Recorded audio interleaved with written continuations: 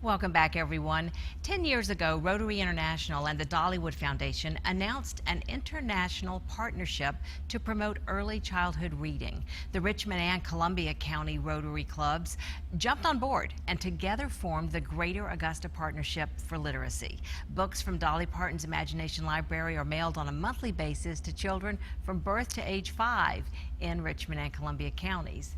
And here to tell us more about that program is Pam Lightsey from the Rotary Club. And Pam, you're a former district governor. You've had all kinds of leadership roles in Rotary. Yes. And you're passionate about the work Rotary does. I am very passionate, and one of our areas of focus has to do with children and literacy, and so that's where a lot of our clubs can join together, definitely make a difference in what we're doing. Locally, we know that graduation rates aren't exactly where we want them to be as individuals, as business owners, as leaders in our community. We want to make sure that we have a literate workforce. And so the only way to do that is to make sure that our children in our school systems are graduating from high school at the top level. You know, it's interesting too because you brought some statistics. 75% of state prison inmates, 59% of federal prison inmates, and 69% of jail inmates did not complete high school. Correct. And so as our president of our Greater Augusta Partnership for Literacy, Ricardo Bravo is a local attorney. He can definitely tell when we talk to different groups. He sees those that don't graduate from high school, and so he is passionate about literacy, obviously for that particular reason. May put him out of business if we can get everybody graduating, but I think he wouldn't mind doing that, giving up a little bit of that. But that's the goal, is to make sure that we have a literate workforce, and that what comes from that is astounding. We'll have folks that are contributors to our society instead of those that kind of are taxing our society. You know, and it starts at birth, and it's through your partnership with the Imagination Library. Correct. You can register the child. Right. So there's not a cost to register, and if they go to Dolly Parton's Imagination Library website, it will tell them free books, and it's true, there is no registration. However, there is a small cost per year that we raise, falls directly on our organization or local community organizations to raise those funds to send those books directly to the child. Now the process is they can register. We actually have a waiting list right now, so we're waiting on funding, obviously making sure that we apply for any grants that are available. And how we register them is we want to make sure when we get that registration, whether they're at birth or they're 4 years old, we want to be able to cover them for the year or years to complete the program.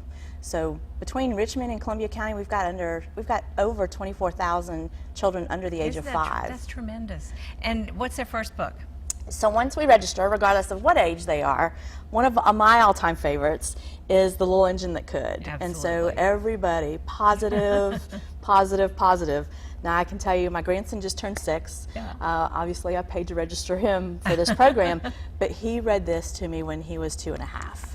Now he didn't read the words, but he could tell you what the story was. And so not only is he traveling with the train to different tracks, right? And he problem solves along the way that he can do it.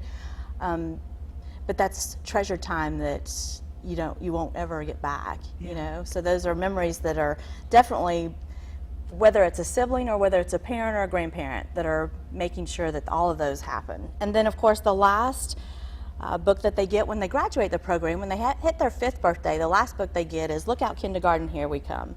And so we want them to be excited about going to school, about learning. We all know that from birth to 5, they're forming all of that. Once they hit kindergarten, we have these little cell phones and these iPads and all these electronic devices that kids tend to tap. Yeah. It's interesting that some of the kindergarten teachers you talk to, some students don't even know how to hold a book properly when they get to class. Oh, so they're spending a week to 2 weeks just teaching a child how to properly hold a book because no one's read to them. Oh, that's and so sad. That's sad, all on its own. Well, how can somebody, like, let's say you wanted to sponsor a child or give the membership. Can you do something like that? Absolutely.